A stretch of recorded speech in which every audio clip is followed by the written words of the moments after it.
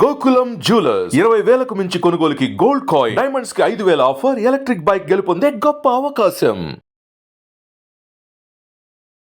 Live life like a king. ఈ సూక్తికి ఆయన ఒక నిలువెత్తు నిదర్శనంగా నాకు అనిపిస్తూ ఉంటుంది.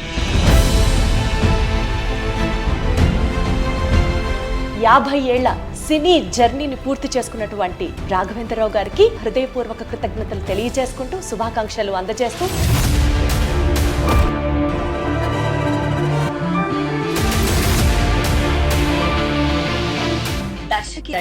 ఏళ్లలో 110 సినిమాలు చేయడం, ఈ మ్యాజిక్ ని ఎలా సాధ్యం అయ్యేలా చేశారు మీరు? పూజ్యులు విశ్వకేత నట సార్వభౌమ ఎన్టీ రామారావు గారితో ఆయన మీద పుట్టిన క్లాప్, ఆ తర్వాత ప్రేక్షకులు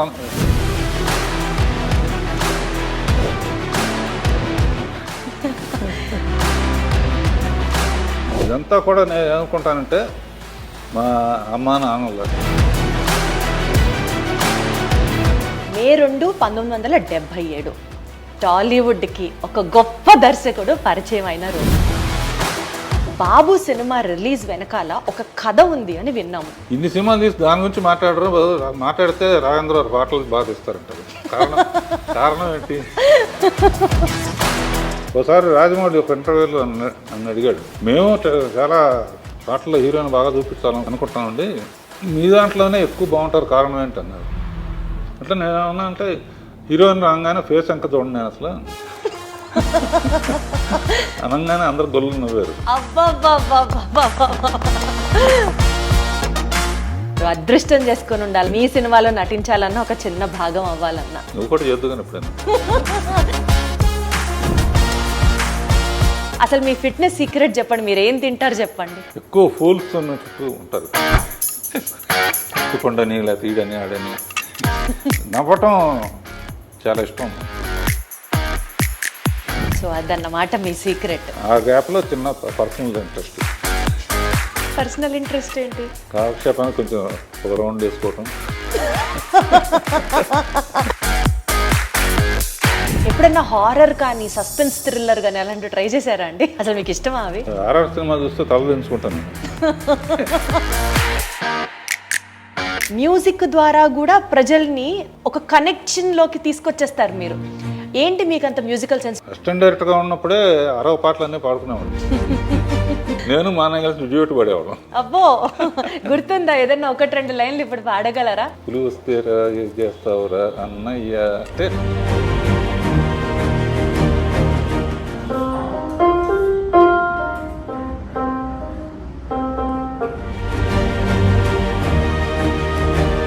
ధ్యాసంతా మీరు షర్ట్ మీద పెట్టుకున్నటువంటి ఆ గ్రీన్ అండ్ వైట్ బ్రోచ్ మీదకి వెళ్తోంది.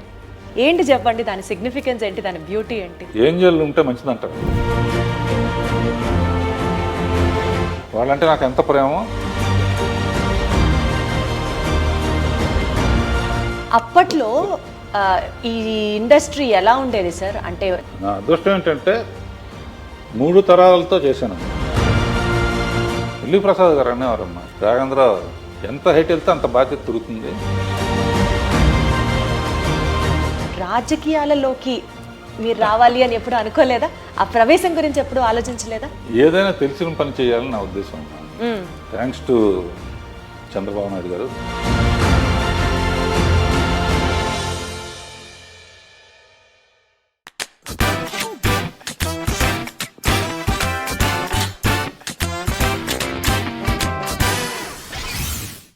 అందరికీ నమస్కారం. 50 ఏళ్ల అద్భుతమైన సినీ కెరియర్ ఆయనది. ఆయనే దర్శకేంద్రుడు శ్రీ డాక్టర్ కె రాఘవేంద్రరావు గారు. ఈ 50 ఏళ్ల సుదీర్ఘ ప్రయాణంలో ఎన్నో రికార్డులు, ఎన్నో బ్లాక్ బస్టర్లు, ఎన్నో అవార్డులు, అన్నిటికంటే మించి ఎన్నో ఎన్నో ఎన్నో అద్భుతాలు. Live life like a king. ఈ సూక్తికి ఆయన ఒక నిలువెత్తు నిదర్శనంగా నాకు అనిపిస్తూ ఉంటుంది. 100% సార్థకం అవుతుంది ప్రతి అక్షరం కూడా. సో 50 ఏళ్ల సినీ జర్నీని పూర్తి చేసుకున్నటువంటి రాఘవేంద్రరావు గారికి ముందుగా తెలుగు ప్రేక్షకులు, తెలుగు అభిమానులు అందరి తరఫున, ఎస్పెషలీ మా ఐ డ్రీమ్ తరఫున హృదయపూర్వక కృతజ్ఞతలు తెలియజేసుకుంటూ శుభాకాంక్షలు అందజేస్తూ ఆయన విలువైన సమయాన్ని ఇంటర్వ్యూ చేయడానికి మాకు ఇచ్చినందుకు గాను ప్రత్యేకమైన ధన్యవాదాలు తెలియజేసుకుంటూ 50 years of cinematic legendary experience పూర్తి చేసుకున్న దర్శకేంద్రుడు డాక్టర్ రాఘవేంద్రరావు గారికి మరొక్కసారి గౌరవాన్ని. సార్ నమస్తే. ఇంటర్వ్యూ స్టార్ట్ చేయడం చాలా సంతోషంగా ఉంది. థ్యాంక్ యూ అమ్మా. ఎలా ఉన్నారు సార్? నీది బెజవాడ, నాది బెజవాడ. ఆ కనెక్ట్ ఉంటేనే నాకు ఒక పాజిటివ్ వైబ్ అనిపిస్తుంది సార్. కృష్ణా జిల్లా. Thank you so much. ఏ ప్రోగ్రామ్ అంటే 40 ఏళ్ళు మాట్లాడలేదు, మీ అందరూ తెలుసు. అవును. సౌందర్యలహరిలోనే ఫస్ట్ మాట్లాడింది. నా నమ్మకం ఏంటంటమ్మా, డైరెక్టర్గా నా జర్నీ ఇంతకాలం ఇంత స్ట్రాంగ్గా ఉండడానికి కారణం అండ్ నా ప్రొడ్యూసర్లకి, ఆర్టిస్టులకి, టెక్నీషియన్స్కి, డిస్ట్రిబ్యూటర్స్కి, థియేటర్ యాజమాన్యానికి అండ్ ప్రేక్షక లోకానికి, వీళ్ళందరికీ మనస్ఫూర్తిగా థ్యాంక్స్ చెప్తున్నాను. వాళ్ళు లేకపోతే నా ఈ సక్సెస్కి అర్థం లేదు.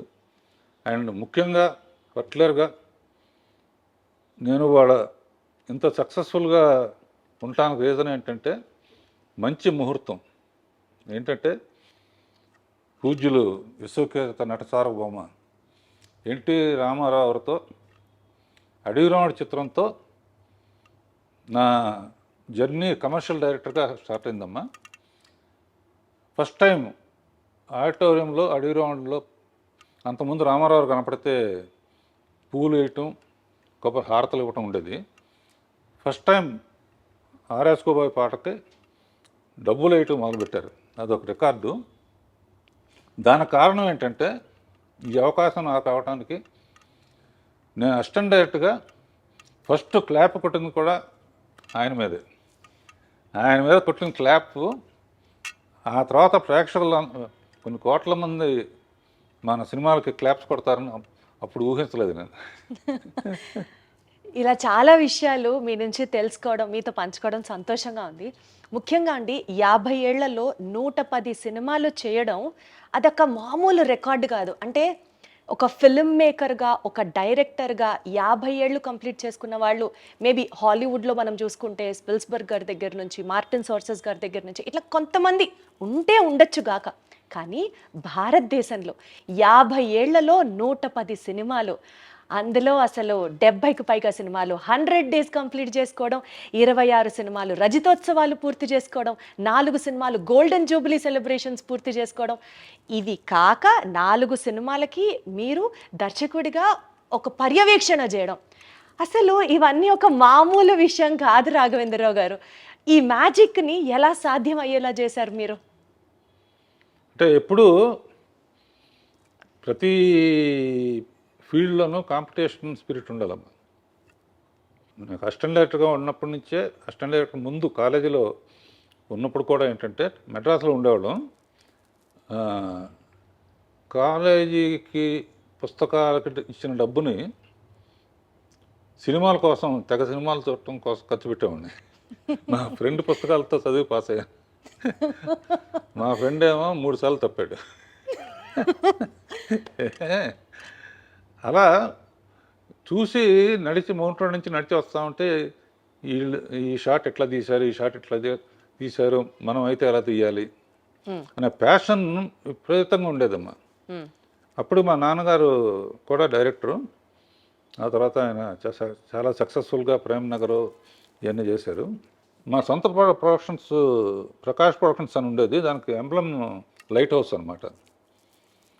సొంతంగా తీసిన సినిమాలు చాలా అడ్వాన్స్ ఐడియాగా తీసేవారు ఆయన.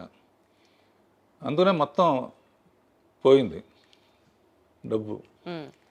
డైరెక్టర్ ఆలోచనలు ఎలా ఉంటాయంటే కంపారిజన్స్తో ఉంటాయి. ప్రకాష్ ప్రొడక్షన్స్ లైట్ హౌస్లో బల్బు ఆరిపోయింది, నేను మళ్ళీ డైరెక్టర్ అయ్యి ఆ బల్బు వెలిగించాలి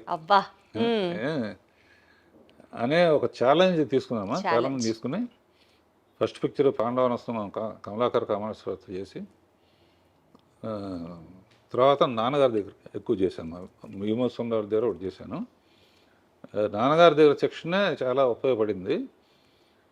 నాన్నగారితో స్త్రీ జన్మ ఇది తీస్తున్నప్పుడు రామానాయుడు గారు, నాన్నగారు ప్రేమనగర్ కనెక్షన్స్తో నేను మ్యూజిక్ విషయంలో కానీ ఈ విషయంలో కానీ నా యాక్టివిటీసు ఇవన్నీ చూసి రాఘవేంద్రరావు ఫస్ట్ డైరెక్షన్ నాకే చేయాలి నువ్వు అని చెప్పారు.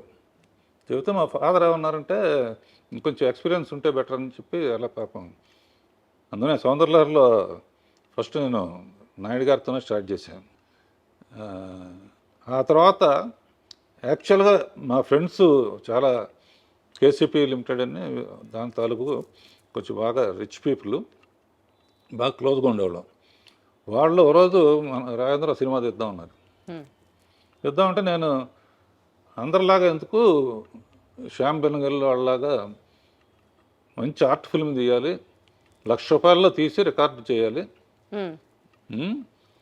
కొత్త ఆర్టిస్టులు ఎవరికి డబ్బులు ఇవ్వటం లేదు, ఎవరు ఫుడ్ వాళ్ళు తెచ్చుకోవాలి, ఇటువంటి పిచ్చి ఆలోచనలతో వాళ్ళకి చెబితే ₹1,00,000 సినిమా కాదు, కాస్ట్లీ సినిమా తీయాలి, ఫస్ట్ పిక్చర్తోనే జగపతితో పోటీ పడాలి, రామానాయుడు గారితో పోటీ పడాలి.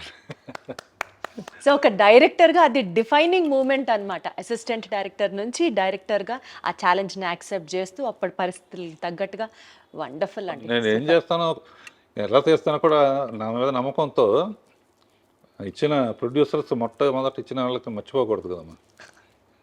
సార్ ఆ హంబుల్ క్వాలిటీ ఎన్ని జనరేషన్స్ మీ నుంచి నేర్చుకున్నా సరే ఇంకా చాలా తక్కువే అవుతుంది. అది మే 2, 1977 టాలీవుడ్కి ఒక గొప్ప దర్శకుడు పరిచయం అయిన రోజు. బాబు సినిమా రిలీజ్ వెనకాల ఒక కథ ఉంది అని విన్నాము. అంటే మీరు ముహూర్త బలాన్ని గట్టిగా నమ్ముతారని, ఆ ముహూర్తానికి ఆ సినిమాని విడుదల చేయాలి, కానీ అప్పట్లో కాబట్టి కరెంటు కోతలు అవి ఉంటూ ఉంటాయి, సో టైంకి రిలీజ్ చేయలేకపోతున్నాము అని చెప్పి మీరు ఒక పోస్టర్ వేసి అందరికీ పంచారట. సో ఆ ఎక్స్పీరియన్స్ని గుర్తు చేస్తూ ఆ టైంలో ఎలాంటి సవాళ్ళని ఎదుర్కొన్నారు రాఘవేంద్రరావు గారు మీరు? అంటే ఒకటమ్మా, ఏప్రిల్ 28 ఒకటి, మే 2 ఒకటి, మే 9 ఒకటి, ఈ 3 సెన్సేషన్. బాబు కూడా 28 రిలీజ్ అవ్వాల్సిందే, మే 2కి వచ్చింది. Okay. Adavi Ramudu April 28 super duper hit. Baahubali April 28 2 super duper hit. Wonderful. May 2 నా ఫస్ట్ పిక్చరు. మే 2 అమరావతికి మళ్ళీ పుట్టినరోజు. అంటే మనం వెదవాడాలం కనుక ఖచ్చితంగా అమరావతితో కనెక్ట్ అవుతాం. రైట్. మే 9 రేపు one of my Veerudu Athiloka Sundari మా అందరి ఫేవరెట్ సినిమా రిలీజ్ అవుతుంది అప్పుడు కూడా. సో ఈ 3 డేట్స్ గోల్డెన్ మెమరీస్ ఉంటాయమ్మా. అండ్ ఎప్పటి నుంచో నాకు ఈటీ చూసినప్పటి నుంచి ఫ్యాంటసీ సినిమా తీయాలని, ఫస్ట్ ఫ్యాంటసీ సినిమా డైరెక్ట్గా కొన్ని కేవరెడ్డి గారు 1-2 తీశారు, కానీ యాక్చువల్ ఫ్యాంటసీగా అక్కడి నుంచి రావటం అది అంటే అది క్రెడిట్ అనుకోవట్లేదు. రైటర్ చక్రవర్తి ఐడియా చెప్పాడు, తర్వాత జంజాల గారు, ఎండమూరి వీరేంద్రనాథ్, విజయేంద్ర ప్రసాద్, మేమందరం కలిసి అది తీసాం. రేపు 9వ తారీఖు నాకన్నా మా టీం అందరూ ఉత్సాహంగా ఉన్నారన్నమాట. అసలు మేమందరం ఫ్రెండ్స్ ప్లాన్ చేసేసుకున్నాము అక్కడ కేక్ కటింగ్కి, అక్కడ అసలు ఫుల్ హడావిడి చేయడానికి ఫుల్. అంటే ఫస్ట్ టైం ఆ సినిమాని కొన్ని లక్షల సార్లు చూసినా ఇంకా సినిమాని ఇప్పుడు మళ్ళీ థియేటర్కి వెళ్ళి చూడాలి అన్నది మాలో కూడా ఫ్యాన్స్గా కూడా బోలెడంత ఎక్సైట్మెంట్ని నింపే ఒక సినిమా అది. అదేనమ్మా, ఇప్పటికీ దత్తు గారు కానీ చాలామంది జగదేక వీరుడు మళ్ళీ తీయమంటారు. నేనేమంటా అంటే అదే పేరు పెట్టి వేరే సినిమా తీసినా బాగుండదు. అదే సినిమా తీయాలంటే మళ్ళీ కంపారిజన్ వస్తుంది. ఇప్పుడు చిరంజీవి కొడుకు రామ్ చరణ్తో తీసాం అనుకో, శ్రీదేవి కూతురు అనుకో, మనుషులు మారారు కానీ వాళ్ళే గుర్తుకొస్తూ ఉంటారు. 100% రైట్ సార్ మీరు చెప్పేది. పైగా మ్యూజిక్ ఏమో మార్చకూడదు. అంతకన్నా గొప్ప మ్యూజిక్ ఇళయరాజా గారు, మహానుభావుడు. ఒకసారి ఊరిని సరదాగా చెప్తాను, ఇళయరాజా గారు నేను ఎప్పుడు మాట్లాడినా కదా, ఆయనకి ఏదో ఫంక్షన్ వస్తే ఇక్కడికి వచ్చాడు ఆయన. అందరూ మాట్లాడిన తర్వాత రాజా గారు మాట్లాడడం, ముందు డైరెక్టర్ గారిని మాట్లాడమనండి రాఘవేంద్ర గారిని, నేను ఆయన మాట్లాడరంటే ఇప్పుడు అదేం కుదరదు, ఆయన మాట్లాడితే నేను మాట్లాడతాను అంటే, సార్ నన్ను క్షమించండి నేను ఎప్పుడు మాట్లాడలేదు స్టేజ్ మీద అంటే, మీరు మాట్లాడితే మాట్లాడతా లేకపోతే దిగిపోతాను. ఉమ్. అప్పుడు ఒక మాట చెప్పాను అనమాట, ఇళయరాజా గారు జగదేక వీరుడు అయితే ఆయన సంగీతం అతిలోక సుందరి అని. అబ్బబ్బబ్బబ్బబ్బబ్బ. భలే చెప్పారు. హా. అంతకన్నా 2 ముక్కల నుంచి ముగించేశారా? ఆ మాత్రం ఆ ఒక్క అంతే. మాట చెప్పి ముగించేశారా? ఈ మధ్య అంటే ఇప్పుడు రంగంలో దిగాను కాబట్టి కొంచెం మాట్లాడుతున్నా. సో 1977లో బాబు సినిమా రిలీజ్ అయిన తర్వాత బాగా రికార్డ్స్, బాగా కలెక్షన్లు వచ్చాయి. అదే టైంలో ఆ స్పాన్లో కె విశ్వనాథ్ గారి జీవనజ్యోతి సినిమా రిలీజ్ అయినప్పుడు మీ సినిమా కలెక్షన్లు కొద్దిగా తగ్గాయి అని చెప్పి మీరే ఒక ఇంటర్వ్యూలో చెప్పారు. అంటే కాస్త డిసప్పాయింట్ అయ్యారు మీరు ఆ టైంలో అని చెప్పారు. సో దాని తర్వాత ఎక్స్పీరియన్స్, నా సినిమా అంటే ఇలా ఉండాలి అని ఒక స్టాండర్డ్ ఏమన్నా అనుకున్నారా మీరు? నిజంగానమ్మా నాకు విశ్వనాథ్ గారి పిక్చరు, బాపు గారి పిక్చర్ అంటే చాలా ఇష్టం. మొదట్లో అసిస్టెంట్ డైరెక్టర్ కొన్నప్పుడు ఆదర్ సుబ్బారావు పిక్చర్లు సాంగ్స్ టేకింగ్లో నా సినిమా బాగుంది 50 డేస్ వరకు బాగా ఆడుతుంది. ఈ లోపల జీవన్ జ్యోతి రిలీజ్ అయింది. నేను యాజ్ విశ్వనాథ్ గారి ఫ్యాన్ లాగా ఆ సినిమాకి వెళ్ళాను. ఎప్పుడైతే వాణిశ్రీతో ఆ సెంటిమెంటల్ పార్ట్ వచ్చిందో, zoo zoo zoo zoo zoo zoo zoo zoo zoo zoo అని పాట ఉంటుంది, ఆ పాట రాగానే ఒకటే అనుకున్నా, మన థియేటర్లో ఈ ఒక్క పాట కోసం మన థియేటర్లో వాళ్ళందరూ కూడా జూ జూ జూ అంటే విశ్వనాథ్ గారి థియేటర్కి వెళ్ళిపోతారు అని స్పోర్టివ్గా తీసుకున్నామ్మా. తీసుకుని ఆయనతో కూడా నేను షేర్ చేసుకున్నా. ఎందుకంటే అప్పటి నుంచి ఆయన అసలు ఫ్యామిలీను ఇళ్ళు ఇయ్యే తప్ప, నేనే కులుమన వెళ్ళి అక్కడికి వెళ్ళి ఇక్కడికి వెళ్ళి ఆయనలాగా తీయాలనుకునేవాడు. కానీ మళ్ళీ నెక్స్ట్ పిక్చర్కి మళ్ళీ కాశ్మీర్ అని ఇదని అదని రెస్పాన్సిబిలిటీ అంటే ఆడియన్స్కి. చాలా రోజులు రాజమౌళి కూడా ఫాలో అయ్యాడు. ఒక పెద్ద పిక్చర్ తీస్తే నెక్స్ట్ ఒక చిన్న పిక్చర్ తీసేవాడిని. అవును. బాబు తర్వాత జ్యోతి తీశాను, అడవి రాముడి తర్వాత కల్పన తీశాను. అచ్చా. అట్లా పెద్ద సినిమాలని చిన్న సినిమాలని రెండు బ్యాలెన్స్ చేయడం మీ స్కిల్. జయసుధ ఇట్లా చేసుకుంటా ఉంటే అడ్వాంటేజ్ ఏంటంటే, చాలా రోజులు రాజమౌళి ఫాలో అయ్యాడు కానీ వన్స్ మగధీరాను బాహుబలి అయిన తర్వాత ఇక అతని చేతుల్లో లేదు. చచ్చినట్టు ఇంకా పెద్ద సినిమా తీయాల్సింది. అంటే ప్రత్యేకంగా దాని వెనకాల రీజన్ ఏంటి? ఒక పెద్ద సినిమా, ఒక చిన్న సినిమా. అంటే చిన్న సినిమా అప్పుడు రాఘవేంద్రరావు సినిమా అంటారు, పెద్ద సినిమా అన్నప్పుడు ఆ పేరు ఉంటుంది. అంటే హీరో పేరు ఉంటుంది తప్పని కదా నేను చెప్పేది. మెయిన్గా అంటే రాఘవేంద్రరావు సినిమా చూడాలి, లేకపోతే దాసరి నారాయణరావు సినిమా చూడాలి. ఇప్పుడు ఏంటంటే రాజమౌళి సినిమా చూడాలి, సుకుమార్ సినిమా చూడాలి, అన్నీ అందరూ.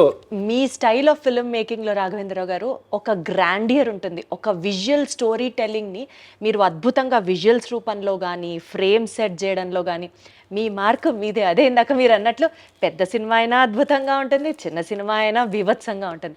ఆ ఎక్స్పర్టైజ్ మీకు సాధ్యం అంతే. నేను నిన్న క్వశ్చన్ అడుగుతాను. జ్యోతి తీశాను, దేవత తీశాను, బొబ్బులి బ్రహ్మను తీశాను, అన్నమయ్య తీశాను, తర్వాత ఇక ఫ్యామిలీ డ్రామాలు చాలా తీశాను, చాలా ఎమోషనల్ సబ్జెక్టులు అన్నీ. ఇన్ని సినిమాలు తీసి దాని గురించి మాట్లాడితే రాఘవేంద్ర పాటలు బాగా తీస్తారంటారు. కారణం ఏంటి నువ్వు చెప్పాలి. అడు చూపిస్తావా? అలా అని కాదు, బట్ అంటే అదే నేను చెప్తున్నాను కదా, ఏ ఫ్రేమ్కి ఆ ఫ్రేమ్ స్పెసిఫిసిటీ ఉన్నా light travels faster than sound అంటారు కదా. సో కొన్ని సీన్స్, కొన్ని సాంగ్స్ ఎస్పెషల్లీ మీరు సాంగ్స్లో యూజ్ చేసే కొన్ని ప్రాపర్టీస్ అట్లా నిలబడిపోతాయి అంతే. అది వేరే లెవెల్ అంతే. అంటే అది మెయిన్ తెలివితేటలను డామినేట్ చేసి, అంటే ఇంకా మా మైండ్ని డైవర్ట్ చేసేసి మీరు చూపించే ఆబ్జెక్ట్స్, ఎస్పెషల్లీ ఫ్రూట్స్ యూసేజ్ కానీ, ఎస్పెషల్లీ ఫ్లవర్స్ యూసేజ్ కానీ మీ తర్వాతే అంతే, ఇంకా అందులో తిరుగులేదు. పూజ్యులు వెంకయ్యనాయుడు గారు కూడా ఎప్పుడైనా స్టేజ్ మీద స్వర్ణ భారత్ అనే అవును ఒక ట్రస్ట్ నడుపుతున్నారు. బాగా చాలాసార్లు వెళ్ళాను, బాగా నడుపుతున్నారు, బ్రహ్మాండంగా ఉంటుందని. ఆయన ఏ స్టేజ్ మీద చెప్పినా కూడా రాఘవేంద్ర సినిమా అంటే స్వర్గాన్ని నేల మీద దింపినట్టే అండి. అసలు ఒక హీరోయిన్ని ఇంత అందంగా మరి ఏ దర్శకుడు చూపించలేనంత విధంగా ఆవిడ ఎంట్రీ కానీ మీరిచ్చే ఆ షార్ట్స్, ఆ పూలు మధ్యలో అసలు వేరే లెవెల్. రాఘవేంద్రరావు గారు అదృష్టం చేసుకొని ఉండాలి అంతే. ఆ సినిమాలో మీ సినిమాలో నటించాలన్నా, ఒక చిన్న భాగం అవ్వాలన్నా. నువ్వు కూడా చేద్దు కానీ ఎప్పుడైనా. ఆహా, తదాస్తు. ఇది ఎప్పుడో అవుతుంది, నెరవేరాలని కోరుకుంటున్నాను నేను కూడా. అంటే ఇందాక మీరు చెప్పినట్లు ఆ జీవన్ జ్యోతి సినిమా హాల్లోంచి చూసి మీరు బయటకు వస్తూ ఉన్న తర్వాత మేబీ అదే మీ స్ఫూర్తేమో. లేడీ ఓరియంటెడ్ సినిమాలు జ్యోతి, ఆమె కథ, అమరదీపం ఇట్లాంటివి మీరు చేసినప్పుడు అప్పట్లోనే లేడీ ఆడియన్స్ని, ఫ్యామిలీ ఆడియన్స్ని కూడా టార్గెట్ చేయాలి అని అనిపించిందా మీకు? ఒక స్ట్రెచ్లో ఆ సినిమాలు తీసుకుంటూ వచ్చారు. అట్లా అనిపించే ప్లాన్ చేశానమ్మా. ఎందుకంటే జ్యోతి అయిన తర్వాత చాలామంది నాకు అన్నీ అటువంటివి ఆఫర్ చేశారు. ఆఫర్ చేస్తే నేను తొందరపడి అటు వెళ్తే ఇప్పుడు సంచి పుచ్చుకుని ఇది ఇంటర్నేషనల్ ఫిల్మ్ ఫెస్టివల్ చుట్టూ తిరిగేవాడిని. వెయిట్ చేశాను కాబట్టి అడవి రాముడు వచ్చింది. అదే కదా అసలు ఆ సినిమా కలెక్షన్లు రాఘవేంద్రరావు గారు అప్పట్లోనే 4 కోట్లు, ఇవాళ రోజున 5,000 కోట్లతో సుమారుగా అప్రాక్సిమేట్గా సమానం. అవును, జనాభా లెక్క ప్రకారంగానే బాబోయ్, అసలు ఆ రోజులో 4 కోట్లు వసూలు చేసింది అడవి రాముడు ఫస్ట్లో. అంటే లేడీ ఓరియంటెడ్ సినిమాలు, ఫ్యామిలీ సినిమాలు చేసే మీకు అప్పట్లో ఒక మాస్, ఒక కమర్షియల్ సినిమాని తీయాలి, అప్పటి లెజెండరీ యాక్టర్ ఎన్టీఆర్ గారితో మీరు చేయడం అనేది, ఆ డెసిషన్ తీసుకోవడానికి మీకు ఇన్స్పిరేషన్ ఏంటి? అసలు ఆయన ఒప్పుకున్నాడు నా డైరెక్షను అని తెలియగానే ఇక ఆయన సినిమాలు మళ్ళీ ఒకసారి బెదవాడ వెళ్ళిపోయి ఒకసారి రిలీజ్ అయ్యాయి కదమ్మా. ఆయన సినిమాలను చూశాను. ఆయన కనపడితేనే పూలు వేయటం లేకపోతే హారతలు వేయటం చేస్తారు. నడిచి వస్తేనే అలా చేస్తున్నారు. ఏనుగు మీద వస్తే ఎలా ఉంటుంది అని ఏనుగు మీద, అవును, గజారోహణం ఏదో అంటారుగా. ఏనుగు మీద వస్తే, ఏనుగు మీద రావాలంటే అడవికి వెళ్ళాలి. అడవికి వెళ్ళాలంటే వాడు టార్జాన్ అయి ఉండాలి. టార్జాన్కి సూట్ అవ్వదు. అప్పుడు ఏం చేయాలని ఆలోచించి ఎప్పుడు ఫారెస్ట్ ఆఫీసరు విలన్స్ కుమ్మక్కవుతారు. ఈ సిన్సియర్ ఆఫీసర్గా ముందే ఆఫీసర్గా వెళ్తే డ్యూయట్లకి రొమాన్స్కి ఛాన్స్ ఉండదు. ఎన్ని ఆలోచించారు అసలు. అందునే ఫస్ట్ ఎన్ని స్టడీ చేయడానికని మామూలు మనిషిగా వచ్చి అక్కడున్న ట్రైబల్స్ని వాళ్ళ వలన గొప్పతనం చెబుతూ కొన్ని రోజులు అయిన తర్వాత నాకు భయం వేస్తున్నాను. అప్పటికి రామారావు కృష్ణుడి ఫోటోలు కానీ రాముడి ఫోటోలు కానీ ఇళ్లలో పెట్టుకునేవాళ్ళు. ఈ పిక్చర్ మనకు ఆడకపోతే ఇక మన కెరీర్ ఏమైపోతుందన్న టెన్షన్తో కృషి ఉంటే మనుషులు దృష్టిలో అవుతారనే పాట క్రియేట్ చేసి మీరేం తక్కువ వాళ్ళు కాదు అని చెప్పి గొప్ప అని చెప్పి ఏకలవ్యుడు, వాల్మీకి, రాముడిది నా కోరిక ఏంటంటే ఈ సినిమా ఆడితే సంతోషం, ఆడకపోతే మళ్ళీ ఆయన్ని చూసేది కాదు. సరే రాముడు ఎట్లా ఉంటాడో మనకు తెలియదు, ఆయనలాగానే ఉంటాడు. చాలామంది అంటారు నిజంగా రాముడు ప్రత్యక్షమైనా కూడా నువ్వు కాదులే అంటారు. అంత బ్రాండ్ ఉంది దానికి, కృష్ణుడు కానీ రాముడు కానీ. నా కోరిక ఏంటంటే లాస్ట్ షాట్ రాముడిగా చూడాలని మనసులో అనుకుని ఆ షాట్ లాస్ట్లో తీసి ఆ శబరి చేసే యాక్షన్ యాక్ట్ చేసి చూపించి కాళ్ళకి నమస్కారం. జన్మదినమైంది అనుకున్నాను. ఆయన కారు ఎత్తెత్తు ఫస్ట్ టైం అవుట్డోర్కి వచ్చారమ్మా ఆయన. అంతకుముందు అంతా గిండి ఊరి అటు వచ్చేవారు కాదు. It is green memory in my life brother అన్నారు. అట్లా నన్ను చాలా ప్రేమగా చూసుకున్నారు. తర్వాత ఆయనతో 12 సినిమాలు చేశాను. 12లో 9, 10 హిట్లే. అసలు హిట్ కాందేది సార్. తర్వాత చిరంజీవితో 14 తీశాను. 14 సినిమాలు చిరంజీవి గారితో. సో నా అదృష్టం ఏంటంటే 3 తరాలతో చేశానమ్మా. అవును సార్. రామారావు, బాలకృష్ణ, మళ్ళీ తారకరత్న, మళ్ళీ నాగేశ్వరరావు, నాగార్జున, సుమంత్, కృష్ణ, మహేష్ బాబు, సోమబాబు కొడుకు రాలేదు కానీ తర్వాత శ్రీకాంత్ కొడుకుతో కూడా మళ్ళీ అసలు ఇంట్రడ్యూస్ చేసిందే మీరు, సూపర్ అసలు. అలా ఇది ఆల్ డెస్టినీ అమ్మా, నేను ప్లాన్ చేసి చేసింది కాదు. People are really blessed to work with you sir. నా అదృష్టం ఏంటంటే ఇంతవరకు ఏ హీరో కూడా నా డైరెక్షన్ అంటే ఆయన వద్దులేండి అనలా. ఎవరు సార్ అనేది ఆ మాట, ఎలా సార్ అంటారు ఆ మాట? నారాయణరావు నాది చాలా మంచి కాంబినేషన్ అమ్మా. నేను మాట్లాడను కాబట్టి నా తరపున ఆయన మాట్లాడేవాడు స్టేజ్ మీద. ఆయన పిక్చర్ ఒకటి ఆడితే నేను పోటీగా ఇంకో పిక్చర్, నాకు పోటీగా ఆయన ఇంకో పిక్చర్, ఇట్లా చాలా ఫ్రెండ్లీ వాతావరణంలో జరిగిందమ్మా.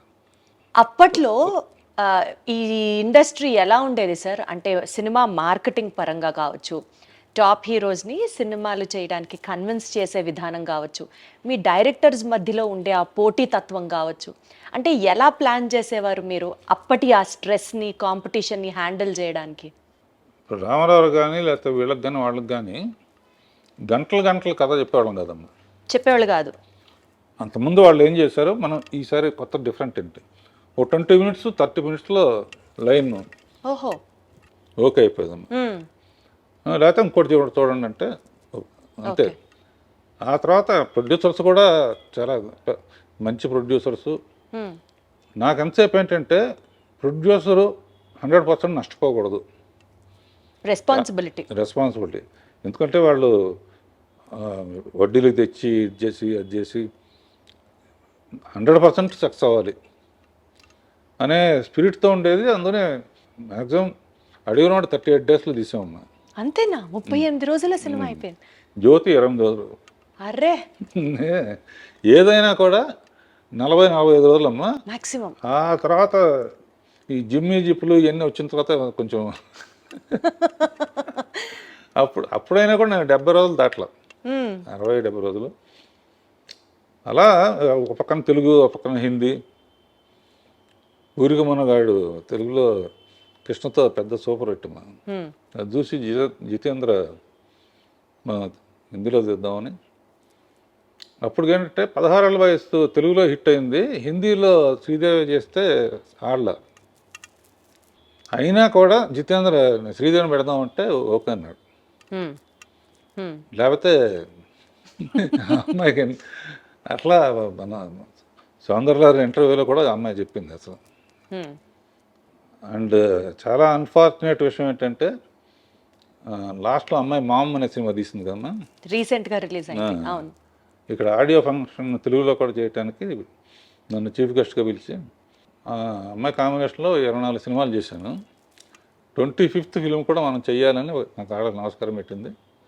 ఆ తర్వాత దేవలోకానికి వెళ్ళింది. అతిలోక సుందరి దేవలోకానికి వెళ్ళిపోయింది.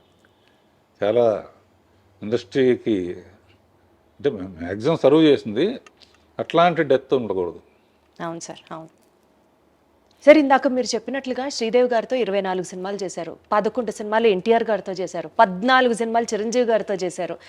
అసలు ఇట్లా చెప్పుకుంటూ పోతే ఏఎన్ఆర్ గారితో, శోభన్ బాబు గారితో, కృష్ణరాజు గారితో ఇట్లా చాలా సినిమాలు చేశారు కదా. అప్పట్లో ఆ హీరోస్లో ఉండేటువంటి ఆ చరిష్మాటిక్ ఎక్స్పీరియన్స్ మీతో ఎట్లా ఉండేది సార్? నాగేశ్వరరావు, రామారావు వాళ్ళు మా నాన్నగారు తరం చాలా గౌరవంగా ఉండేది. వాళ్ళ ఎక్స్పీరియన్స్ మాతో షేర్ చేసుకోవటం. ఎందుకంటే వాళ్ళకి ఆ టైంలో ఏంటంటే యంగ్ డైరెక్టర్స్ కావాలి వాళ్ళకి. ఎప్పుడైనా కొత్తదే సెలెక్ట్ చేసుకుంటారు కదా, అట్లా అందరూ అసలు చాలా హ్యాపీగా ఆడతా పాడతా తీసేవాళ్ళం కథల విషయంలో కానీ, రిలీజ్ అయిన తర్వాత కానీ. అండ్ ఇంకో గొప్ప విషయం ఏంటంటే ఓ పిక్చర్ ఒక ఆడపోయినా కూడా ఈ డైరెక్టర్ వద్దు ఇంకో డైరెక్టర్ పెట్టుకుందాం అనే సిస్టమ్ లేదు అప్పుడు. రంగారావు కానీ ఎవరైనా కూడా హీరోలు అందరూ, చిరంజీవి గారితో కూడా నాకు హిట్లు ఉన్నాయి, ఫెయిల్యూర్స్ కూడా ఉన్నాయి. ఫెయిల్యూర్ అయిందని చెప్పి మన డిస్కౌంట్ డైరెక్టర్ వద్దు అన్నట్టు లేదు, ఈక్వల్గా షేర్ చేసుకునేవాళ్ళం. ఓకే, తప్పు జరిగింది నెక్స్ట్ కరెక్ట్ చేసుకుందాం అని. అట్లా చాలా ఫ్రెండ్. ఇప్పుడు కూడా అంతా సరదాగానే ఉంటారు. ఇప్పుడున్న జనరేషన్లో వాళ్ళు తీసే పిక్చర్లు నాకు నచ్చిందంటే డెఫినెట్గా నాకు ఫోన్ చేసి అప్రిషియేట్ చేస్తారు. చేస్తే నేనే వస్తానండి అని చెప్పి వచ్చేవారు. అప్పుడప్పుడు డైరెక్టర్స్ అందరం కలిసి ఈ బ్యాచ్ డైరెక్టర్స్ అందరూ మా ఇంట్లో పార్టీ చేసుకుంటా ఉంటాం. అబ్బో అదే అడగబోతున్నాను. అంటే డైరెక్టర్స్ ఇప్పటి వాళ్ళని మీరు అప్రిషియేట్ చేయడమో చాలా పెద్ద విషయం. ఇందాక మీరు అన్నట్లు 3 తరాల హీరోలని మీరు ఇంట్రడ్యూస్ చేశారనుకోవచ్చు, వాళ్ళతో కలిసి చేశారనుకోవచ్చు. ఎన్టీఆర్ గారి దగ్గర నుంచి, ఏఎన్ఆర్ గారి దగ్గర నుంచి ఇట్లా చెప్పుకుంటూ పోతే జనరేషన్స్ వైజ్ సినిమాలన్నీ మీరు చేశారు ఆ హీరోలతో. ఆ జనరేషన్ గ్యాప్కి మీరు ఎలా అడ్జస్ట్ అయ్యేవారు రాఘవేంద్రరావు గారు? ఎలా హ్యాండిల్ చేసేవారు? వాళ్ళతో ఫ్రెండ్లీగా ఉండేవాడు. వాళ్ళ మెయిన్గా అమ్మో రాఘవేంద్రరావు చాలా సీరియస్గా ఉంటారు అనుకుని వస్తారు. ఓహో. వచ్చిన తర్వాత కొంచెం మామూలుగా ఫ్రెండ్లీగా ఉంటాం, కొంచెం ఫూరిష్ జోకులు వేయటం. నా చుట్టూ కూడా ఎప్పుడు ఎంటర్టైనింగ్గా ఉండే వాళ్ళతోనే ఉంటాను నేను. చాలామంది ఇప్పుడు ఉన్న బ్యాచ్లో కానీ బయట ఫ్రెండ్స్ కానీ, సినిమా ఫ్రెండ్స్ కన్నా బయట ఫ్రెండ్స్లో కానీ సరదాగా ఏ దేశం వెళ్ళినా కూడా వాళ్ళతో వెళ్ళటం, అక్కడ ఏదో ఒకటి చేయటం, ఏం లైఫ్ని లైట్గా తీసుకోవటం. అద్భుతం. అంటే మిమ్మల్ని ఇంట్రడ్యూస్ చేస్తున్నాను అని కొంచెం ఆ భయము, ఆ బెరుకు నాకు కూడా ఉండింది. భయపడుతూ వచ్చాను. అమ్మో చాలా తక్కువ మాట్లాడతారు అనుకుంటా. కానీ కెమెరా సాక్షిగా చెప్తున్నాను, సార్ని కలిసిన తర్వాత అసలు ఇంటర్వ్యూ ఎంత జాయ్ఫుల్గా, హ్యాపీగా, అసలు నాకు ఇప్పుడు టెన్షనే లేదు రాఘవేంద్రరావు గారు. స్ట్రెస్ అంతా పోయింది. ప్రశాంతంగా మాట్లాడుతున్నట్టుంది మీతో. మెయిన్గానమ్మా ఇప్పుడు మనకు సామెత ఉంది కదమ్మా, కొత్త నీరు వస్తే పాత నీరు వెళ్ళిపోతుందని. నేను ఒక స్టేజ్లో అవును కొత్త తరం వచ్చినప్పుడు మనం సైడ్ ఇవ్వాల్సిందే, ఆపలేం కదా, ఆపాల్సిన అవసరం కూడా లేదు. మనకు డైరెక్షన్ తప్ప ఇంకేం తెలియదు. బిఏకి పెద్ద ఉద్యోగం రాదు. నెక్స్ట్ తెలిసింది ఏంటి అని ఆలోచిస్తే డ్రైవింగ్ తెలుసు. చాలా రిచ్ మ్యాన్ దగ్గర డ్రైవర్గా పనికొస్తాం తప్ప డైరెక్షన్ తప్ప ఏమీ తెలియదు. అప్పుడు ఆలోచించి అప్పుడే రామోజీరావు ఈటీవీ అన్నీ పెట్టారు. సీరియల్స్ చేసి శిష్యులకు అప్పచెప్పి రష్ చూసి అప్పుడప్పుడు షూటింగ్ దగ్గరికి వెళ్ళి మ్యూజిక్ చేసి సినిమాలాగానే ఉంటుంది అని శాంతినివాసం అని మొదలుపెట్టి రాజమౌళిని డైరెక్టర్గా పెట్టాము. ఓ అలా మీరే ఇంట్రడ్యూస్ చేశారా? అంతకుముందు నాకు చంద్రబాబు గారు ఎలక్ట్రానిక్ మీడియా అడ్వైజర్గా నాకు అవకాశం ఇచ్చినప్పుడు రాజమౌళి, ముళ్ళపూడి వర, గంగరాజు వీళ్ళందరూ కూడా యాడ్స్ చేసేవాళ్ళు సోషల్ అవేర్నెస్ కోసం. అద్భుతంగా చేసేవాడు రాజమౌళి. అప్పుడు శాంతినివాసం కథ అనుకుంటే అతనే మొత్తం కథ అవుట్లైన్ చెప్పాను. అతను 1000 ఎపిసోడ్లకు సరిపడా. సో అప్పుడప్పుడు సెట్కి వెళ్ళేవాడిని. నేను అనుకున్న చెప్పిన తర్వాత రష్ వచ్చిన తర్వాత చూస్తే నేను చెప్పిన దానికన్నా బాగా తీసేవాడు. సో అక్కడి నుంచి ఇక కాన్ఫరెన్స్ వచ్చి స్టూడెంట్ నెంబర్ 1కి నేను పర్యవేక్షణ చేసి తను డైరెక్టర్గా పెట్టారు. పెట్టినప్పుడు ఊరినే అతను సక్సెస్ఫుల్గా 2-3 సినిమాలు అయిన తర్వాత ఆర్కే నుంచి వచ్చావు కదా, నీకు ఎప్పుడు వీలుంటే డబ్బులతో నాకు పని లేదు, నీకు ఎప్పుడు వీలుంటే అప్పుడు నాకు కూడా ఒకటి చేయంటే ఆఖరికి బాహుబలి అని గిఫ్ట్గా ఇచ్చాడనమాట. నేను మా అల్లుళ్ళు కలిసి తీసాం. సో ఇప్పుడు అంటే ఇప్పుడు సరే ఆ తరం అయిపోయింది. సీరియల్స్ తరం ఇప్పటికీ జరుగుతుందమ్మా. 25 ఏళ్ళ నుంచి ఆ సీరియల్స్ అన్నీ కూడా ఒక స్టాండర్డ్, ఒక క్వాలిటీకి ఒక నిదర్శనం లాగా తీస్తున్నారు మీ బ్యానర్ నుంచి వచ్చేటువంటి ఆ సీరియల్స్ కానివ్వండి. తర్వాత మా అన్నయ్య కోరిక మీద ఆర్కే ప్రొడక్షన్స్ అని పెట్టి ఫస్ట్ చేస్తే నందమూరి రామారావు బ్రాండ్ ఉండాలని చెప్పి బాలకృష్ణ అడగానే బాలకృష్ణ హ్యాపీగా మా డేట్స్ అడ్జస్ట్ చేసి ఇచ్చాడు. అలా ఆర్కే బ్యానర్లో మా అన్నయ్యతో అల్లరమగుడు, అల్లరిపోయాడు, కొన్ని ఫెయిల్ అయినా కొన్ని సక్సెస్ఫుల్గా.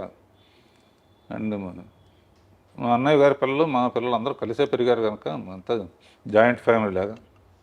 సక్సెస్ఫుల్ జాయింట్ ఫ్యామిలీ అంటే మీరు ఎక్కడి నుంచి వచ్చారంటే రాఘవేంద్రరావు గారు ప్రాపర్గా ఆ ఫ్యామిలీ ఎథిక్స్, బాండ్స్, లైఫ్లో కొన్ని వాల్యూస్ ఇవన్నీ పాటిస్తూ ఈ స్థాయికి వచ్చారు కాబట్టి మేమందరం ఇవాళ రోజున అంత గౌరవంగా, గర్వంగా మీ వైపు చూస్తాం. That's all because of your brought up, మీ వాల్యూస్, మీ ఎథిక్సే ఇవన్నిటికీ కారణం అనిపిస్తుంది నాకు. మిమ్మల్ని ఇలా కలవడం, ఇంటర్వ్యూ చేయడం అసలు నాకు వేరే లెవెల్గా ఉంది. మీ సినిమాలో చాలా వేరియేషన్స్ ఉంటాయి. యాక్షన్, డ్రామా, కామెడీ, రొమాన్స్, జానపదం, మైథాలజీ, ఇలా చెప్పుకుంటూ పోతే లిస్ట్కి కామా కామా కామా యాడ్ చేసుకుంటూ వెళ్ళాలి. వీటిల్లో మీకు బాగా నచ్చిన జానర్ ఏది? నాకు అన్ని జానర్స్ ఇష్టం అమ్మా, ఏది చేసినా సిన్సియర్గా చేస్తాను. అసలు కామెడీను గ్లామర్ లేకుండా అసలు ఆలోచన అసలు ముందు. కామెడీ గ్లామర్ లేకుండా సినిమా ఉండదు అసలు. ఎందుకంటే జస్ట్ అబ్జర్వ్, అన్నమయ్య సినిమాలో కూడా 2 క్యారెక్టర్స్ని పెట్టి గుండు హనుమంతరావు బ్రహ్మానందని పెట్టి, అంటే తర్వాత మోహన్ బాబు, సేఫ్టీ అంటే అన్నీ ఉండాలి అనే ఒక స్ట్రాంగ్ బిలీఫ్ అమ్మ నాకు. రాఘవేంద్రరావు గారి సినిమా అంటే ప్రేక్షకుడికి ఫుల్ మీల్స్ అంతే. అది మెయిన్ ఉద్దేశం అమ్మ. ఎప్పుడన్నా హారర్ కానీ, సస్పెన్స్ థ్రిల్లర్ కానీ అలాంటివి ట్రై చేశారా అండి? అసలు మీకు ఇష్టమా అవి? హారర్ సినిమా చూస్తే తల దించుకుంటాను నేను. అది దెయ్యం వస్తుందని తెలియగానే డాన్ మ్యూజిక్ రాగానే ఇట్లా చూడండి అనమాట. ఆ సౌండ్ అయిపోయిన తర్వాత లేస్తాను. ఊరిని శాంపుల్కి వేటగాడిలో ఒట్టి నిజం హారర్ కాదు, ఒక బంగ్లాలో నుంచి నేను వేయడం ఇది పాటలాగా ఇది పువ్వులు పూయిన తోట అని ఫైనల్ కాదు, అక్కడ మదరే విడిపిస్తాడని. అంతకన్నా ఇంకా అంతకన్నా హారర్ జోన్లోకి వెళ్ళారు అసలు. అది చూడండి, అసలు థియేటర్కి వెళ్తాను, అది ఆ ఎపిసోడ్ వచ్చినప్పుడు మొట్ట తల తెంచుకుంటాను అన్నమాట. అదొకటి. గొంతులో క్యాన్సర్, సిగరెట్లు ఏమన్నా కూడా తల ఉంచుంటారు. సో అసలు అలాంటివి కూడా చూడరు, అంటే ఏదైనా అన్ప్లెజెంట్ అనిపించింది అసలు చూడరు యూజువల్గా? బాధ వేస్తుంది, వచ్చింది ఎంటర్టైన్మెంట్ కోసం. Got it. సో అయితే మీరు అనేకమైనటువంటి ప్రసిద్ధ మ్యూజిక్ డైరెక్టర్స్తో కూడా పనిచేశారు. మీ సినిమా అని అంటే మ్యూజిక్కి ఒక ప్రత్యేకమైన స్థానం ఉంటుంది అన్నది మాకు అర్థమైపోతుంది. మ్యూజిక్ పట్ల మీకున్నటువంటి కమాండ్ అనుకోవచ్చు, లేకపోతే మీకు అది ప్రత్యేకమైన ఇంట్రెస్టా? మ్యూజిక్ ద్వారా కూడా ప్రజల్ని ఒక కనెక్షన్లోకి తీసుకొచ్చేస్తారు మీరు. ఏంటి మీకు అంత మ్యూజికల్ సెన్స్? మీ రూమ్లోకి రాగానే రాఘవేంద్రరావు గారు ఆ పక్కన ఆ కీబోర్డ్ అది చూసి కూడా అబ్బా నా క్వశ్చన్ కరెక్ట్గా అడుగుతున్నా నేను అని అనిపించింది. మీకు మ్యూజిక్ అంటే అంత ప్రత్యేకమైన ఎఫినిటీ దేనికి? మొదటి నుంచి ఫస్ట్ పిక్చర్స్ అన్నీ చక్రవర్తి చేశాడమ్మా. చక్రవర్తి నేను క్లోజ్ ఫ్రెండ్స్ అనమాట. అతనికి హార్మోనీ కానీ సరిగమలు కానీ తెలియదు, బాండ్ గిఫ్ట్ అంటారే, ఏ లైన్ ఇచ్చినా కూడా ట్యూన్ కట్టేస్తారన్నమాట. సో చక్రవర్తితో జర్నీ మ్యాక్సిమం 30-40 సినిమాలు చేసామమ్మా. తర్వాత మహాదేవన్ అన్నారు. తర్వాత పెద్ద చేంజ్ అసలు మ్యూజిక్లో సెన్సేషన్ చేసింది మన ఇళయరాజా గారు. కోటితో చేశాను, విద్యాసాగర్తో చేశాను, రాజేశ్వరరావుతో చేశాను, సత్యం గారితో చేశాను. అండ్ 24 పిక్చర్స్ 23 పిక్చర్స్ అయినాయి. కీరవాణితో నా కాంబినేషన్ సెన్సేషనల్ హిట్స్ అన్నీ. ఎందుకంటే మా ఇద్దరికి మంచి అండర్స్టాండింగ్ అర్థమైపోతుంది ఆ కెమిస్ట్రీ మాకు వినేటప్పుడు హాల్లో. ఇప్పుడు ఏ సినిమా అయినా సరే కీరవాణి లేకపోతే నేను పని చేయలేదు అనమాట.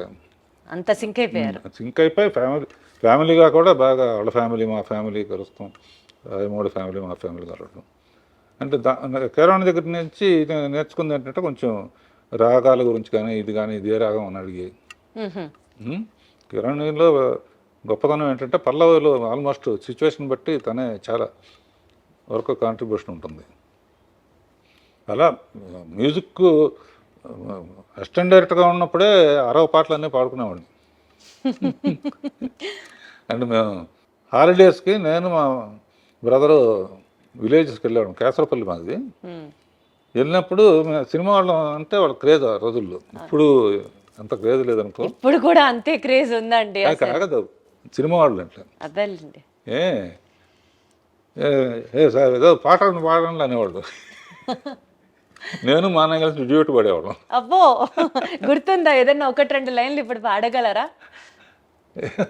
జస్ట్ ఊరుకునే ఒక హమ్ము. పులి వస్తేరా ఏం చేస్తావురా అన్నయ్య అంటే ఇది చేస్తాను తమ్ముడు అని. ఏదో అంటే విలేజ్ లైఫ్ నాకు బాగా ఇష్టం అమ్మా. అందుకనే తర్వాత సినిమాలు చాలా సినిమాలు విలేజెస్లోనే తీశాను. సో ఇండస్ట్రీకి అండి హీరో విక్టరీ వెంకటేష్ గారి దగ్గర నుంచి శ్రీదేవి గారి దగ్గర నుంచి దగ్గర దగ్గర 70 మంది హీరోయిన్లని 25 మంది స్టార్ హీరోస్ని ఎందరో దర్శకుల్ని పరిచయం చేసిన మీకు వాళ్ళలో చూసిన వెంటనే ఈ క్వాలిటీ డెఫినెట్లీ వీళ్ళని షైన్ చేసేలా చేస్తుంది అని మీరే ముందర అనలైజ్ చేసుకుంటారా? వాట్ క్వాలిటీ ఏం చూస్తారు మీరు వాళ్ళలో ఇంట్రడ్యూస్ చేసే ముందు? హీరోకి అడ్వాంటేజ్ ఏంటన్నా అన్నీ తనే చేస్తాడు. ఇంట్రొడక్షన్ కానీ, డ్యాన్సులు కానీ, నథింగ్, ఫైట్లు కానీ, విలన్లతో పోరాడి ప్రజల కోసం ఏదో చేయటం. సో హీరోయిన్స్ కేవలం అందంగా చూపించాలనేది మైండ్లో. ఆల్రెడీ అందంగా ఉన్నా కూడా ఒకసారి రాజమౌళి ఒక ఇంటర్వ్యూలో నన్ను అడిగాడు, మేము చాలా పాటల్లో హీరోయిన్ బాగా అనుకుంటామండి, మీ దాంట్లోనే ఎక్కువ బాగుంటారు, కారణం ఏంటి అన్నారు. అట్లా నేనేమన్నా అంటే హీరోయిన్ రాగానే ఫేస్ ఎంక చూడండి నేను అసలు అనగానే అందరు గొల్లు నవ్వారు. అంటే సరదాకని చెప్పి ఏంటంటే ఎవరు పూర్తిగా అందంగా ఉండరమ్మా. కొంతమంది నవ్వు బాగుంటుంది, కొంతమంది కళ్ళు బాగుంటాయి, కొంతమంది. సో ఏది బాగదో అది చూపించకుండా అవాయిడ్ చేయటమే మీ గొప్పతనం, మీ స్కిల్. లేకపోతే కొంచెం అటు ఇటుగా ఉంటే చుట్టూ పూలు పెట్టి అందులోంచి అమ్మాయి అదా పూలకి అసలు కారణం. అలా అల్టిమేట్గా ఏంటంటే లక్షాధికారికైనా రిక్షావాడికైనా సరే వాళ్ళు చెయ్యలేని చూడలేని తెర మీద కనపడితేనే పర్టికులర్గా కింద స్థాయి వాళ్ళు అయితే మటుకు వాళ్ళే శ్రీదేవితో డ్యాన్స్ చేసినట్టు, వాళ్ళే జయసుతో డ్యాన్స్ చేసినట్టు, వాళ్ళే విజయశాంత్తో డ్యాన్స్ చేసినట్టు ఊహించుకుంటారు. కంపల్సరిగా సినిమా రిలీజ్ అయిన తర్వాత విజయవాడ వెళ్ళామండి, విజయవాడ, ఏలూరు ఇవన్నీ. వాళ్ళ కామెంట్స్ చాలా విచిత్రంగా ఉంటాయి మనం ఊహించిన దానికన్నా కూడా. జగదేగుల రత్నసుందరికి శ్రీకాకుళం అక్కడికి వెళ్తే ఒక అతను అన్నాడు, ఈ సినిమా ఎవరైనా సరే 3 సార్లు చూడాలంటే. 3 ఏంటారు లెక్క అని అడిగాను నేను. ఒకసారి చిరంజీవి కోసం చూడాలి ఏం చేస్తున్నాడని, ఒకసారి శ్రీదేవి కోసం చూడాలి ఏం చేస్తుందని, ఒకసారి ఇద్దరిని కలిపి చూడాలి. అంటే వాడు ఎంత ఆలోచన. మనం కూడా ఈ యాంగిల్లో చూస్తే ఇద్దరు అద్భుతంగా చేస్తూ ఉంటే రెండు చూడలేము కదా, ఎవరిని చూసి న్యాయం చేస్తాం. అందునే అంత అన్ని రోజులు కానీ అన్ని. సో వాళ్ళ దగ్గర నుంచి చాలా నేర్చుకోవాలమ్మా, ఆడియన్స్ దగ్గర నుంచి. మనం తీసి పంపించేయటం కాదు.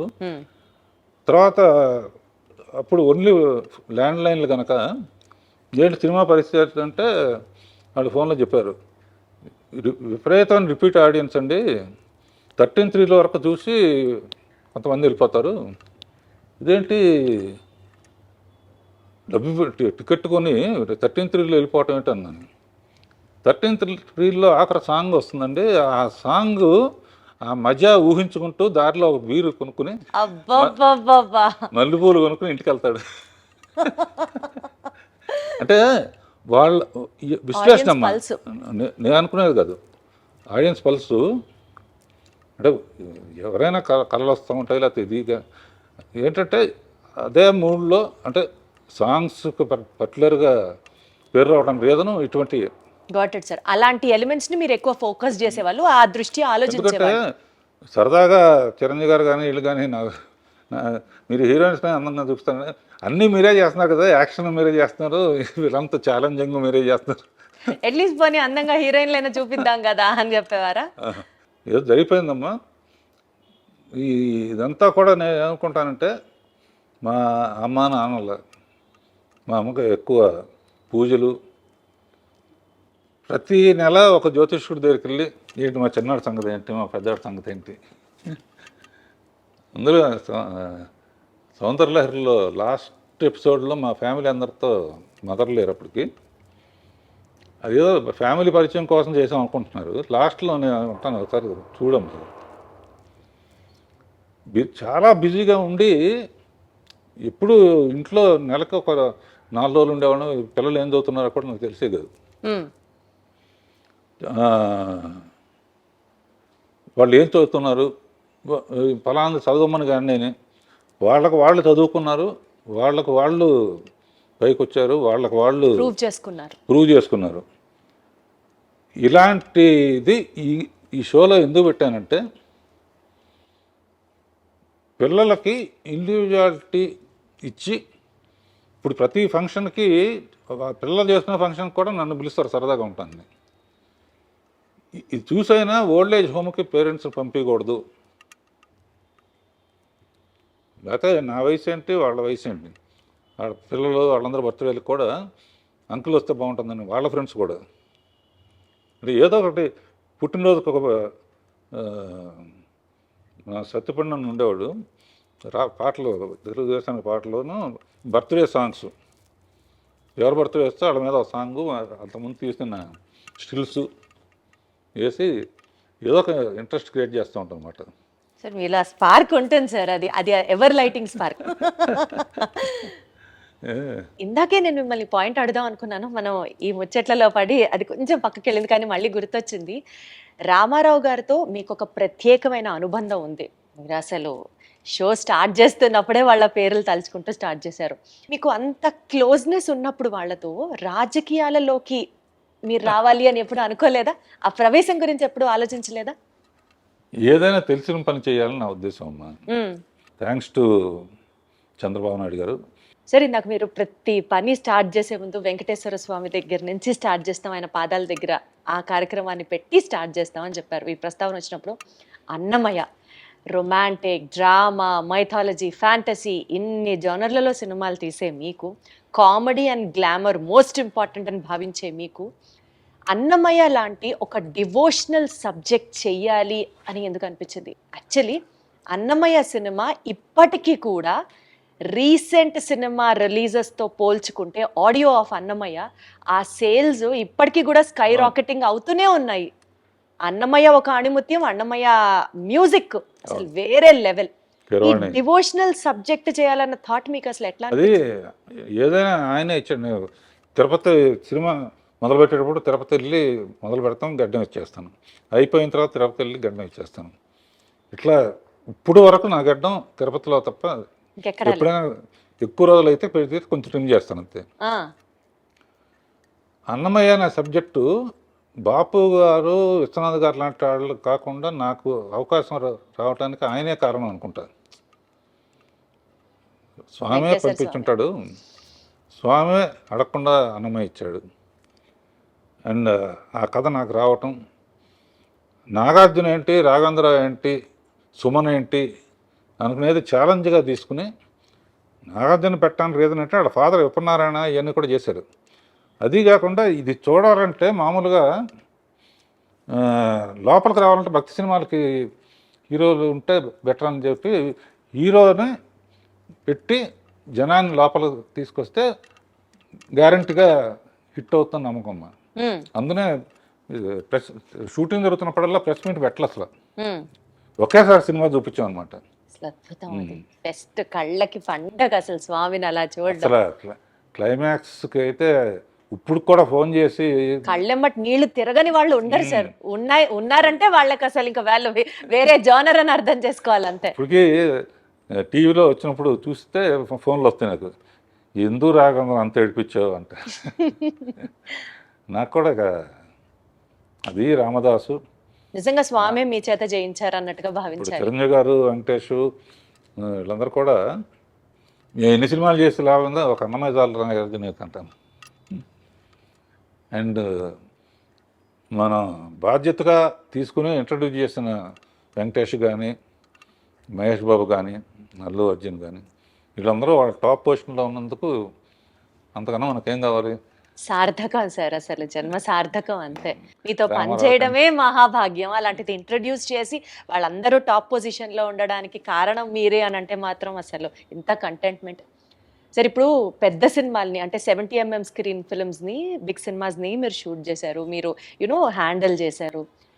ఆర్కే బ్యానర్తో చాలా సీరియల్స్ చేశారు. అది కాకుండా ఇప్పుడు ట్రెండ్కి తగ్గట్టుగా ఓటీటీలో వెబ్ సిరీస్ని కూడా మీరు డైరెక్ట్ చేశారు. కొన్ని వెబ్ సిరీస్ మీరు చేయడం జరిగింది. ఈ ప్లాట్ఫామ్ని ఎలా చూస్తారు మీరు? అప్పుడు సీరియల్ మొదలు పెట్టినప్పుడు ఐడియా అందుకు వచ్చిందని చెప్పాను కదా కొత్త.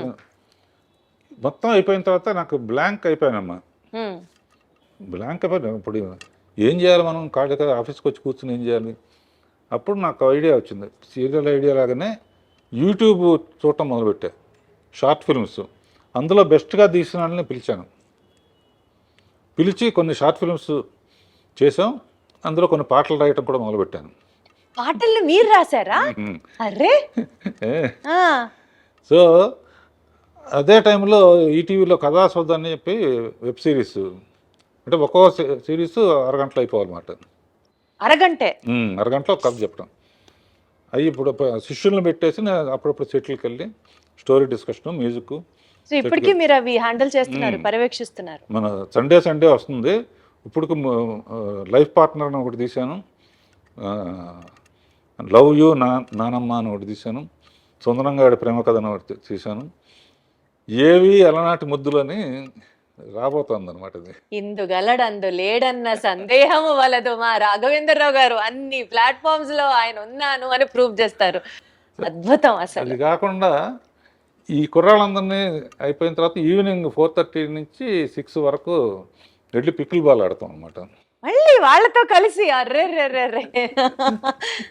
వీడు కొంతమంది ఆ తర్వాత కీబోర్డ్ అన్నావు కిందాక మా అమ్మాయి చెప్పింది, ఖాళీగా ఉంటుంది కీబోర్డ్ నేర్చుకోవచ్చు కదా అని. నేర్చుకుంటున్నారా? నేర్చుకుంటున్నారు? అయ్యమ్మా బాబోయ్! మీ ఫిట్నెస్ సీక్రెట్ ఏంటి రాఘవేంద్రరావు గారు? ఎప్పుడు ఆ స్మైల్, ఇన్ని యాక్టివిటీస్, చాలా జోష్ఫుల్గా ఉండడం, సరదాగా ఉండడం. అసలు మీ ఫిట్నెస్ సీక్రెట్ చెప్పండి. మీరు ఏం తింటారు చెప్పండి. తిండి దేవులే కానీ ఎక్కువ ఫూల్స్ ఉన్న చుట్టూ ఉంటారు. మరి హార్వర్డ్ యూనివర్సిటీ, ఇది జేసీ మిల్లర్, ఇటువంటివన్నీ శక్తిపండని లేకపోతే ఈడని ఆడని ఊరిని జోకులు వేసుకుంటూ నవ్వటం చాలా ఇష్టం నాకు, నవ్వించటం కానీ. అందుకనే భరణీను బ్రహ్మానందం వీళ్ళు కొంచెం పొయిటిక్ ఇది ఉందన్నమాట. నేను 2-3 కొటేషన్స్ అందరూ రాస్తున్నాక మనం ఎందుకు రాయకూడదని చెప్పి అందులో కూడా మనం అనుకున్నవన్నీ జరిగి ఉంటే ఇప్పుడు జరిగినవన్నీ మనం అనుకున్నవి కావు. వాహ్! మనం అనుకున్నవన్నీ జరుగుంటే ఇప్పుడు జరిగినవన్నీ మనం అనుకున్నవి కావు. నువ్వు అంతేగా అంతేగా అంతేగా. అది కాకుండా లైఫ్ని ఇంత లైట్గా తీసుకుంటేనే సీరియస్గా ఉంది, సీరియస్గా తీసుకుంటే ఎలా ఉంటుందని. అదొకటి నాకు చాలా ఇష్టమైంది. అది మెయిన్ అనమాట. లైఫ్ని ఎంత ఇది వచ్చినా కూడా దాన్ని వెల్కమ్ చేయటం, జోకులు వేసుకుని రే పోయిందిరా సినిమా పోయింది రా. అసలు సో మీకు ఏది ఆ బాధ కానీ ఆ ఫ్రస్ట్రేషన్ కానీ మిమ్మల్ని అసలు టచ్ చేయవు అన్నమాట. అయితే ఇంట్లో కూడా అంతే. మెడిటేషన్ చేస్తారా దానికోసం ప్రత్యేకంగా? అదొకటి ఉంది, మర్చిపోయాను. పొద్దునే ఓ రోజు స్విమ్మింగ్ పూల్, ఓ రోజు పిలాటే, ఓ రోజు స్ట్రెచ్చింగ్ ఎక్సర్సైజ్, ఈవినింగ్ యోగా నిద్ర మెడిటేషన్.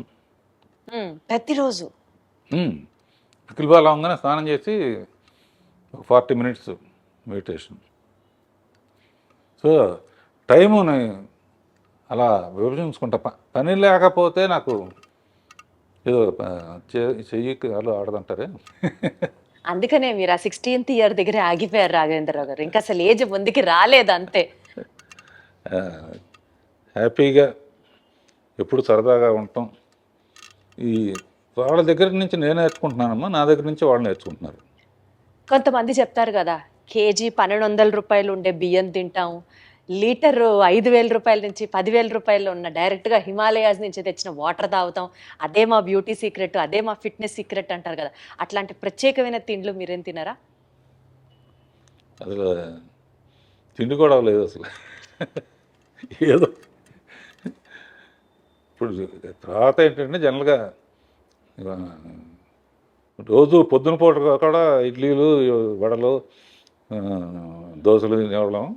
ఇప్పుడు ఏంటంటే ఒట్టి నట్స్ను, ఫ్రూట్స్, మధ్యాహ్నం లంచ్, నైట్ ఓన్లీ టిఫిన్.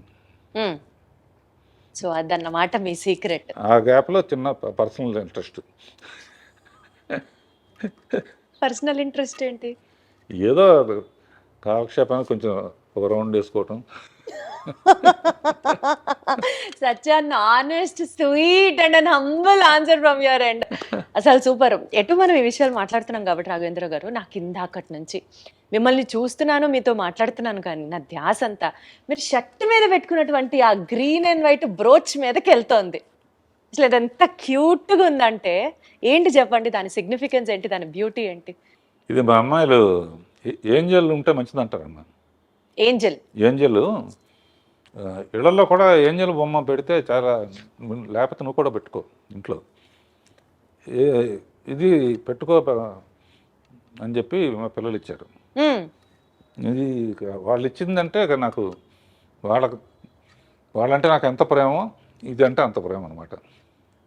దీంతో చాలామంది అడుగుతారు, ఇది ఎక్కడ పోతుందో అని చెప్పి 2-3 ఒక్కోసారి పడిపోవచ్చు కదా. ఒకటి మట్టుకు అందరూ 2-3 ఎప్పుడూ పెట్టుకుంటాను. ఒకటి మట్టుకు ఎక్కడ పడాలో అక్కడ పడుతుంది.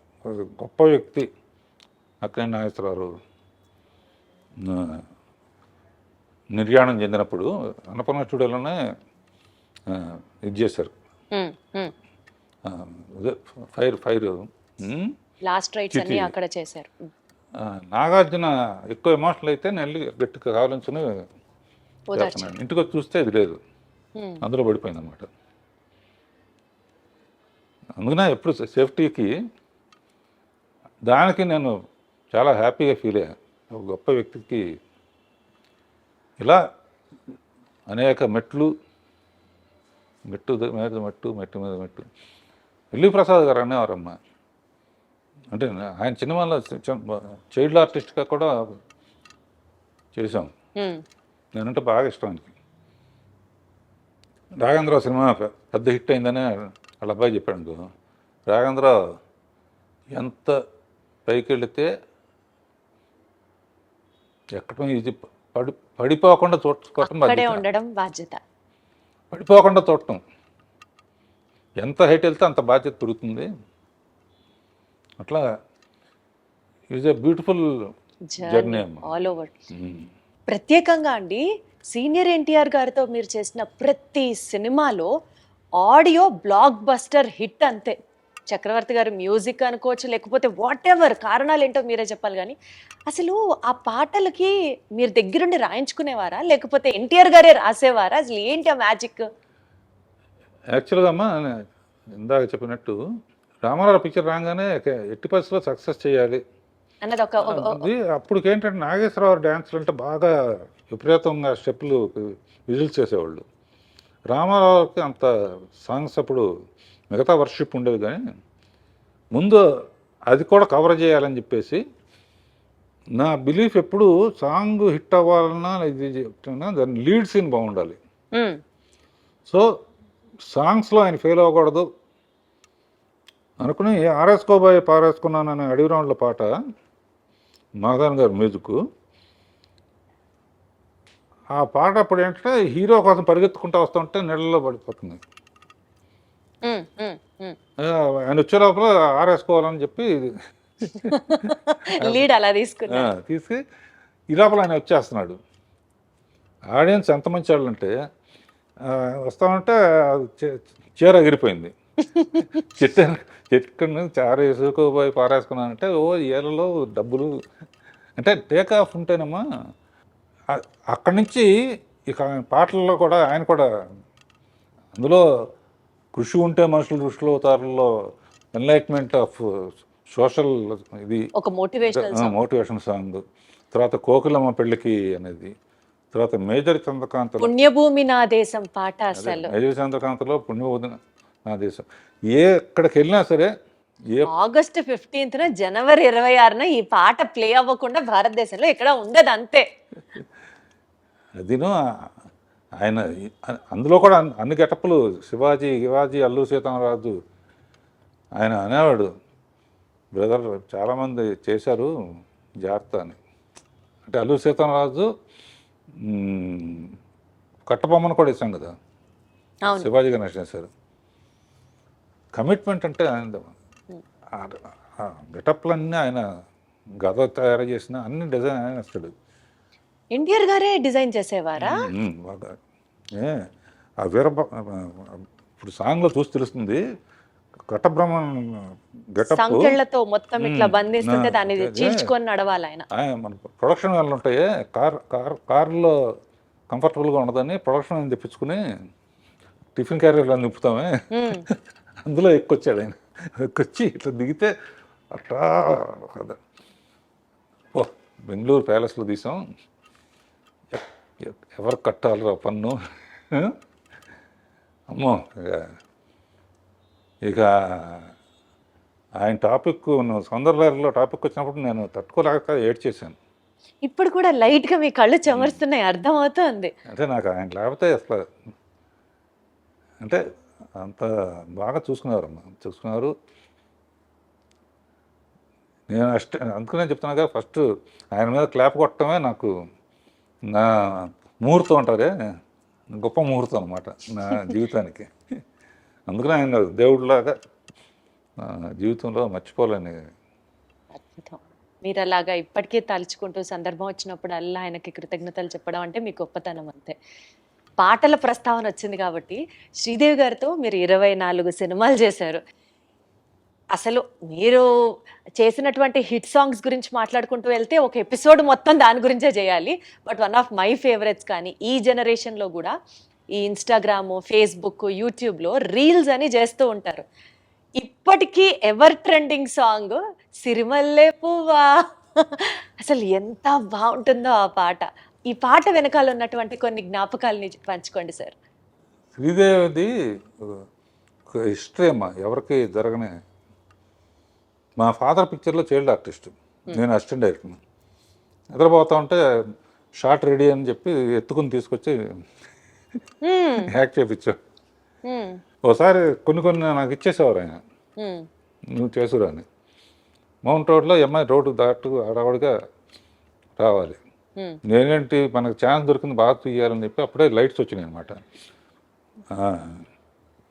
నేను ఇట్లా ఊపుతాను, నువ్వు పరిగెత్తుకొచ్చే అన్నాను. లైట్లు గ్రీన్ పడింది, ఊపాను. కార్లలో వస్తాయి, ఆ సెన్స్ పోయింది. అయ్యో, లక్కీగా ఆ షాట్ కూడా అందులో ఉంటుంది. జస్ట్ ఎడ్జి తగిలి పడిపోయింది. పడి అన్కాన్షియస్ అయిపోతే ఎత్తుకుని నాకు జైలు ఇవన్నీ కనపడి అనమాట. అయ్యో, ఏమవుతుందా, ఏ రిస్క్ అవుతుందా. అలా స్టార్ట్ అయ్యింది. ఆ తర్వాత పెద్దమ్మాయి అయిన తర్వాత ఫస్ట్ అటు ఇటుగా ఉన్నాయి. తమిళ్ 14 బాగా, సో దానికన్నా బాగా తీయాలన్న ఛాలెంజ్తో ఆ సిరిమల్లె పువ్వ పాట ఒరిజినల్లో కూడా భారతరాజు గారు చాలా బాగా తీశాడు. నేను ఇందులో నా ఇది బొప్పాస్కాయ దానికో ఏ ప్రోగ్రాంకి వెళ్ళినా కూడా కంపల్సరీగా నాకు ఆనందం ఏంటంటే, శ్రీరామనవమికి రామదాస్ పాటలు వేస్తారు, కొండ మీద అన్నమయ్య పాటలు వేస్తారు, ప్రోగ్రామ్స్లో ఆగస్ట్ 15 అంటే మేజర్ చంద్రకాంత్ పాటలు వస్తాయి. సిరిమల్లె పువ్వ అబ్బనీతేందబ్బా. అసలు ఆ పాట గురించి మీరు చెప్పద్దు. బ్లూ కలర్, నేను చిరంజీవి గారి బర్త్డే సెలబ్రేషన్స్ది ఒక ఈవెంట్ హోస్ట్ చేశాను. ఆ ఈవెంట్కి వెళ్ళేటప్పుడు నా కాస్ట్యూము శ్రీదేవి గారి కాస్ట్యూము, బ్లూ చీర, బ్లూ బ్లౌజ్, ప్లెయిన్ అనమాట. ఎగ్జాక్ట్గా అబ్బనీతి అని దెబ్బ నాకు అది కళ్ళ ముందర ఉంటుంది. నాకే కాదు, చాలా మందికి వీరాభిమానులు ఉన్నారు ఆ పాటకి. అలా పాటకి ఛాలెంజ్ అమ్మా. మా ఆపరేట చేమ చెట్టు అదొకటి మర్చిపోలే. గిరవాణి లేకపోతే నేను మ్యూజిక్ చేయలేను అనే ఫీలింగ్ వచ్చేసుకున్నాను. ఈ 50 years బ్లాక్ బస్టర్ ఇయర్స్గా మాకు అందించి మీ మొత్తం ఎక్స్పర్టైజ్ కానివ్వచ్చు, మీ స్కిల్ కానివ్వచ్చు, సినీ రంగంలో మీరు పెట్టినటువంటి, మీరు చూపించినటువంటి, మీరు చేసినటువంటి సర్వీస్ మాకు బోలెడన్ని ఎక్స్పీరియన్స్ని మిగిల్చడంతో పాటు సార్, ఎంత ఎదిగినా ఒదిగి ఉండాలి అన్న ఒక నేచర్, అండ్ మోస్ట్ ఇంపార్టెంట్లీ లైఫ్ని సీరియస్గా తీసుకోకుండా సరదాగా తీసుకుంటే అంతకంటే బ్యూటీ ఇంకొకటి లేదు అన్నది చెప్తూ, రెస్పాన్సిబిలిటీతో పాటు మోస్ట్ ఇంపార్టెంట్లీ మీరు పెట్టినటువంటి హార్డ్ వర్క్ నెక్స్ట్ జనరేషన్స్కి డెఫినెట్లీ ఒక ఇన్స్పిరేషనల్ పర్సనాలిటీగా మీరు నిలుస్తారు, ఉండిపోతారు మా మనసుల్లో. మరొకసారి మీకు శుభాకాంక్షలు తెలియజేసుకుంటూ thank you so much Raghavendra గారు. థ్యాంక్ యూ అమ్మా. Thank you audience. ఐ డ్రీమ్కి థ్యాంక్ యూ.